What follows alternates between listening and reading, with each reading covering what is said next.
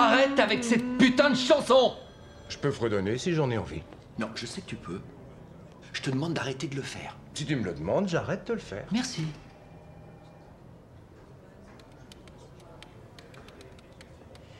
Est-ce que tu es obligé de sourire? À présent, tu veux que je dissimule mes émotions parce qu'elles influencent ton humeur. Ça, c'est hors de question. Non, sérieux. Arrête ce putain de bruit! Ok, on n'est pas à la comptabilité ou dans je ne sais quel trou où toi et ta machine à calculer vous bossiez avant. La comptabilité judiciaire. Et c'est une importante branche de la police. Ouais, on s'en fout. T'as pas à être mort de rire de taper ce boulot de merde, pauvre con. Eh les gars, vous vous souvenez? Le pique-nique du syndic de la police, c'est ce week-end. Et ma femme fera son fameux off mimosa, encore. Mon tour de taille bat tous les records. Tu vois pas que tu déranges, Bob? Pas de problème. Je vais me chercher une 4 saisons.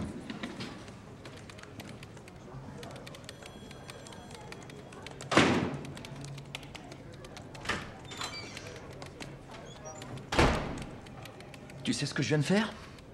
Je venais de passer cette porte, je suis tombé sur 2 collègues et je m'apprêtais à balancer sur toi un paquet de vacheries. Mais je me suis abstenu parce que mon vieux m'a appris qu'un homme qui balance des vacheries dans le dos d'un autre est un lâche. Waouh, entre nous, je préfère ça. Tant mieux, parce que je vais te le dire en face. Non, rien ne t'y oblige. Si, je peux pas te sentir. T'es qu'un flic à la manque. Le bruit que fait ta pisse en tombant dans l'urinoir, on dirait une gonzesse.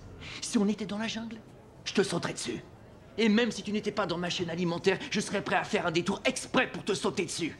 Et si j'étais un lion et que t'étais un thon, je nagerais jusqu'au milieu de l'océan et je te becquerais tout cru. Et je baiserais le thon qui te sert de copine. Ok. Déjà, un lion. Traversant l'océan à la nage, les lions n'aiment pas l'eau. Si encore tu parlais d'une rivière ou d'un quelconque point d'eau, ça tiendrait la route.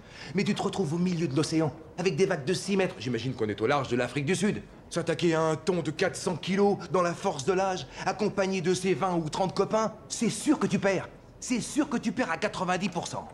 Et devine quoi? Tu t'es égaré dans notre boîte de thon, et maintenant, on a goûté au steak de lion. On a tenu un conciliabule. On a communiqué. Ouais. Et tu sais ce qu'on s'est dit? Le lion, c'est bon. Allons chercher de la viande de lion. On développerait un système pour établir une base sur la côte et on te traquerait sans relâche, toi et ta famille. Et on t'acculerait, toi et ta meute, tes enfants, ta descendance. Comment vous feriez ça? On va construire une série d'appareils respiratoires avec des algues brunes. On sera capable de piéger une certaine quantité d'oxygène. On tiendra pas des journées entières, mais 1 heure. 1h45 même, pas de problème. Ça nous laissera le temps de trouver où tu habites, de retourner à la mer, faire le plein d'oxygène et de revenir te chasser. En gros, tu viens de perdre à ton propre jeu. Tu es désarmé et dépouillé. Tu t'y attendais à ce scénario? Non.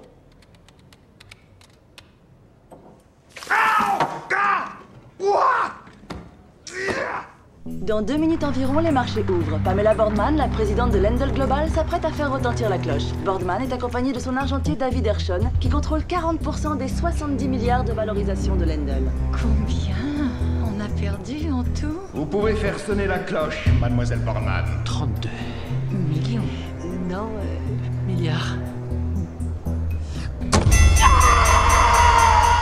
Chinatown. 3 malfrats de la triade.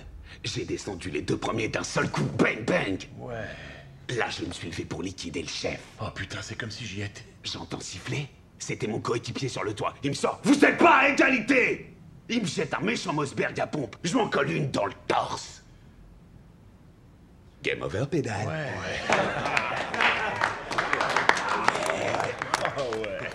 Jimmy, décrivez-moi quel sentiment cette situation a fait naître en vous. C'était une pilule de Viagra sur pattes. Je sais que c'est très tentant. Vous voulez impressionner vos camarades, mais c'est un sujet des plus sérieux qu'on aborde là. C'est l'utilisation de votre arme dans le cadre du service. Agent Hoyt? Oh non, putain. Vous voulez partager? Non, je préfère pas.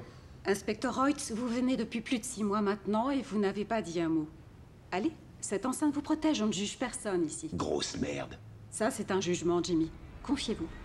Je revis la scène chaque nuit. Le Bronx en octobre. 7e match de la World Series. Les Yankees jouent pour la coupe. Grosse pression, foule incontrôlable. Je devais surveiller le tunnel. En fait, j'ai vu une ombre dans le tunnel. Je lui ai demandé de s'arrêter. Wow, wow, wow, c'est une zone interdite ici. Finalement, j'ai dégainé mon arme, une arme mortelle. Il s'est mis à courir. Ok, j'ai pas tiré, je suis sérieux. Est-ce que vous êtes couché? Je vous ai dit de Je suis Derek Jeter, tu m'as tiré dessus. Tu m'as fait perdre 20 000 $ sur ce match. Grosse merde. J'ai fait perdre un championnat à la ville. Je devais faire une carrière de premier ordre à la criminelle. Et on m'a foutu avec un équipier gratte-papier. Tout le monde m'appelle le dégommeur fou. Parce que t'as tiré sur Derek Jeter. C'est le messie du métissage. J'aurais dû buter Rodriguez le dopé.